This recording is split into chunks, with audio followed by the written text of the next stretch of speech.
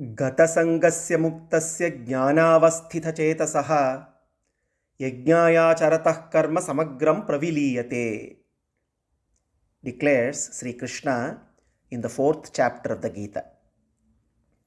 Jnanavasthita chetasaha, one who is established in the knowledge of one's own true nature, the nature of the Atman. Gatasangasya, one who is unattached, not body conscious.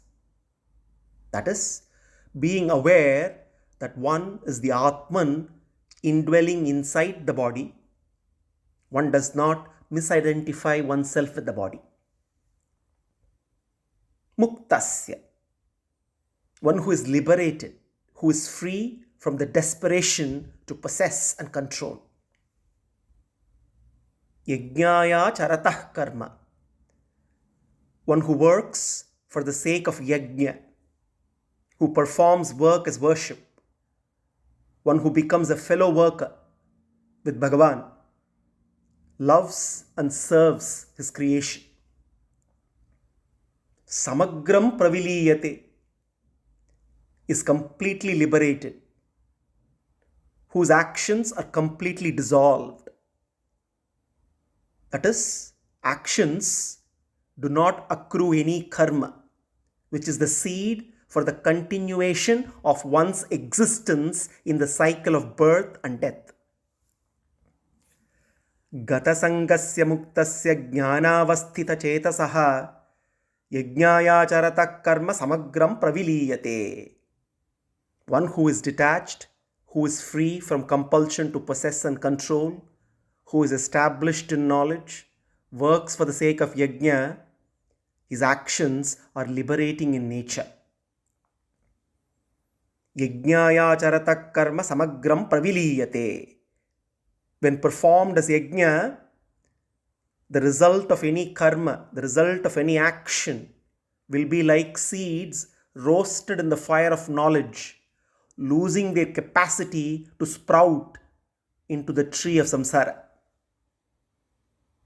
In essence, karma, when performed as yajna, becomes non-binding in nature. In the 4th chapter of the Gita, Krishna says, Karma Yoga is yajna. Karma Yoga is performing any action, any duty as yajna. Yajna here is sacrifice of selfish desires. When one is detached and free from compulsive needs for pleasure, when one is detached and free from compulsive need for pleasures, fulfilling short-term wants at the cost of long-term gains, and therefore performs actions rooted in the knowledge of the Atman, such work does not accrue karma phala. The fire of knowledge burns away both the good and bad fruits accruing as effects of the work undertaken. The fire of yajna burns away both papa karma and punya karma, accruing as effects of the karma undertaken. This is yajna, where karma, action, is offered in the fire of jnana, knowledge, and gets purified as the binding effects of karma are totally eradicated.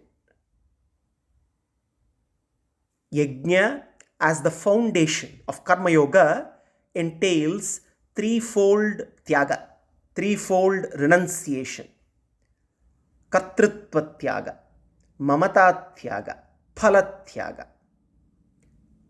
Kartritva is arrogant sense of doership. Mamata is the attachment to action on personal grounds. Phala is the expectation of personal rewards. Kartritva tyaga is sacrifice of the sense of doership, which means to act as an able instrument of Bhagavan. Mamata Tyaga is eradication of the attachment to action on personal grounds, which implies the recognition of several known and unknown contributors to our success. Phalatyaga involves offering the fruit of one's actions to Krishna and eradication of the expectation of personal rewards with the practice of acceptance. This implies acceptance of the results as they are without any struggle. Karma Yoga as yajna is all about transforming our present actions into vehicles of liberation and enduring our prarabdha, good and bad experiences, with equanimity of mind. We are not slaves of the cycle of karma. We can be liberated from the clutches of karma bandhana, the bondage of samsara, by taking charge of our future by right actions and right knowledge. Our present situation is due to our past, and hence our future situation will be governed by our present actions based on our free will granted by Bhagavan. Sarvam Sri Krishnarpanamastu.